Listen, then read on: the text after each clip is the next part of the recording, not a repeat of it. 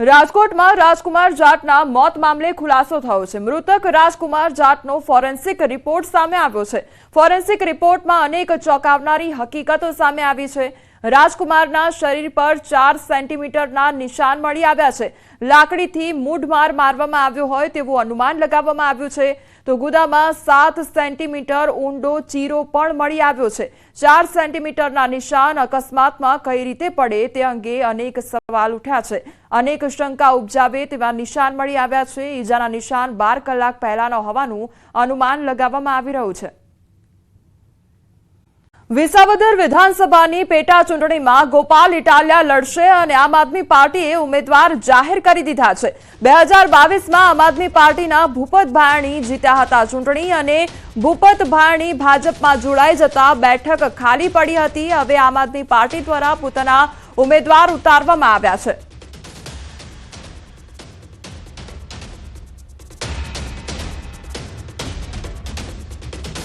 બતાવતા આનંદ થાય છે કે આજે આમ આદમી પાર્ટીની રાષ્ટ્રીય કાર્યકારિણીમાં વિસાવદર વિધાનસભાની પેટા ચૂંટણી માટે ભાઈ ગોપાલ ઇટાલિયાની પસંદગી કરવામાં આવી છે। એમને જવાબદારી આપવામાં આવી છે।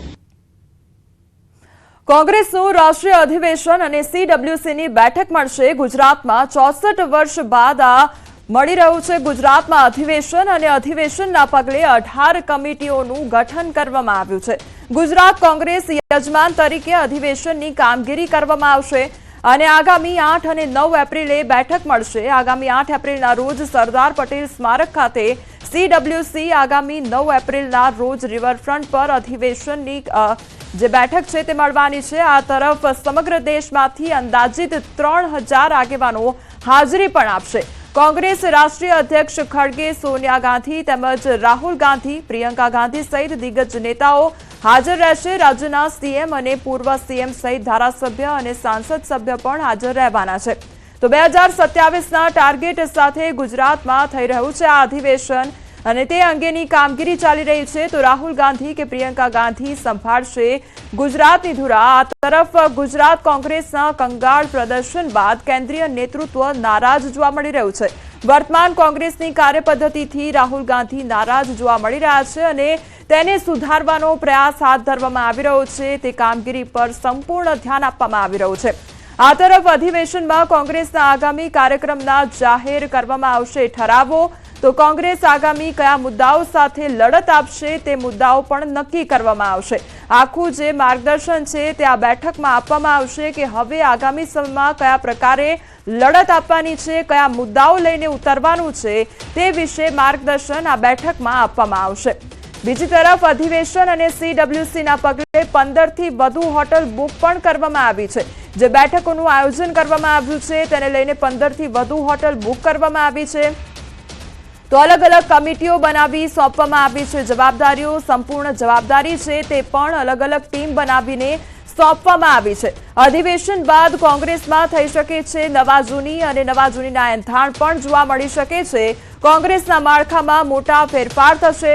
પ્રદેશ કોંગ્રેસ પ્રમુખ પણ બદલાય તો નવાય નહીં તે પ્રકારની પરિસ્થિતિ જોવા મળી રહી છે। લાંબા સમયના પછી ગુજરાતમાં એઆઈસીસીનું ઓલ ઇન્ડિયા કોંગ્રેસ કમિટીનું અધિવેશન ગુજરાત ખાતે મળી રહ્યું છે। આપણા સૌના માટે ખૂબ સારી બાબત છે। 8 તારીખે 8 એપ્રિલે રાત્રે સાંસ્કૃતિક કાર્યક્રમનું આયોજન કરવામાં આવ્યું છે। 9 તારીખે ઓલ ઇન્ડિયા કોંગ્રેસ કમિટીનું અધિવેશન મળશે। સમગ્ર દેશમાંથી લગભગ 2000 જેટલા ડેલિગેટ્સ આવશે।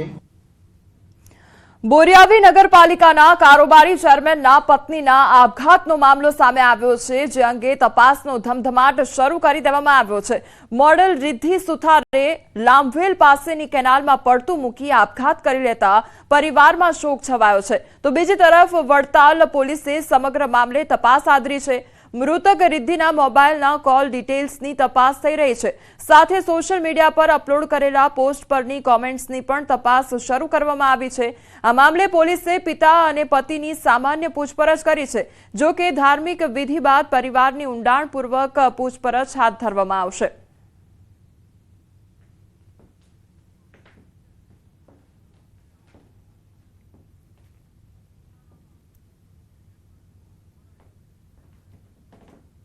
હવે આગળ વાત કરીએ ઉનાળામાં આફતની આગ વિશે।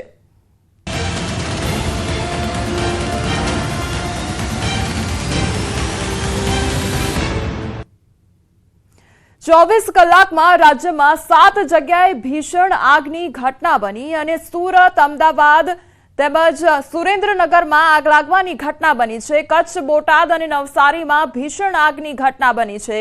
તો સુરત કુડસદ જીઆઈડીસીમાં આગ બાદ બ્લાસ્ટની ઘટના બની। ડાઇંગ મિલમાં ઓઇલ ટેન્કમાં આગ લાગ્યા બાદ બ્લાસ્ટ થયો હતો અને બ્લાસ્ટ થયા બાદ ટેન્કનું ઓઇલ આસપાસની કંપની રોડ પર પથરાયું હતું।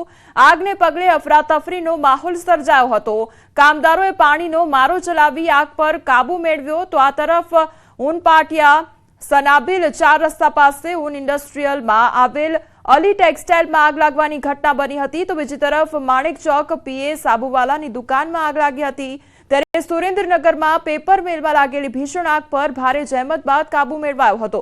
સુરેન્દ્રનગર ધ્રાંગધ્રા રોડ પર આવેલ પેપર મિલમાં લાગેલી આગ પર કાબુ મેળવવા ધ્રાંગધ્રાથી આર્મીની મદદ લેવામાં આવી હતી। તો નવલગઢ ગામના પાટિયા પાસે આવેલ પેશન પેપર મિલમાં લાગેલી આગ બેકાબુ બની હતી। પેપર મિલમાં રહેલ પેપર પૂંઠાના કારણે આગે વિકરાળ સ્વરૂપ ધારણ કર્યું હતું। આ તરફ કચ્છના કીડાણા નજીક કચરામાં આગ લાગવાની ઘટના બની હતી। ગાંધીધામની ભાગોળે આવેલા ખુલ્લા વિસ્તારમાં કચરાના ઢગલામાં આગ લાગી। મહાનગરપાલિકા દ્વારા જ અહીં કચરો ઠલવાતો હોવાનો આક્ષેપ કરવામાં આવ્યો હતો। ત્યારે બોટાદ તાલુકાના જમરાળા ગામે રોડ પર કારમાં આગ લાગવાની ઘટના બની હતી અને નવસારીના ચીખલી તાલુકાના આલીપોર ગામ પાસે 2 ગાડીઓ સામસામે ટકરાતા અકસ્માત સર્જાયો હતો।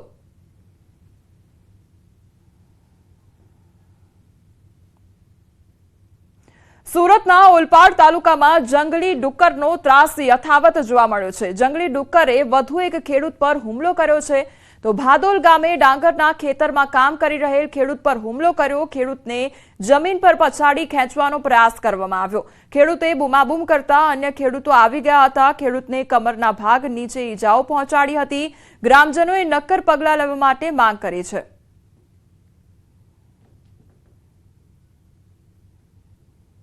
એટલામાં એક ડુક્કર જેવું આવ્યું, મને તો ખબર જ નહીં, પણ પાછળથી આવીને સીધું મારી ઉપર હુમલો કરી ગયો ને મારા જમણા પગે ભૂચન નીચે બધો માંસનો લોચો કરી નાખ્યો। પછી કેરના ભાગે પાછો વાંકો વળેલો એટલે કેરના ભાગે બધું ગચકા ભર્યા। જામનગરમાં રખડતા ઢોરના કારણે યુવકનું મોત નીપજ્યું છે અને ગોકુલનગર પાસેની આ ઘટના સામે આવી છે। રોડ વચ્ચે ઢોર ઉતરતા અકસ્માત થયો હતો। સિમેન્ટ ભરેલા ટ્રક નીચે કચડાતા મોપેડ ચાલકનું મોત નીપજ્યું। અકસ્માતની ઘટના સીસીટીવી કેમેરામાં કેદ થઈ છે। મોપેડ ચાલક ગાય સાથે અથડાયો, જે બાદ નીચે પટકાયો હતો। ત્યારે સામેથી આવતા ટ્રક નીચે આવી જતા યુવકનું ઘટના સ્થળે મોત નીપજ્યું હતું। જામનગર જિલ્લા કોળી સમાજના પ્રમુખના 24 વર્ષના પુત્રનું અકસ્માતમાં મોત થતા શોકની લાગણી વ્યાપી હતી।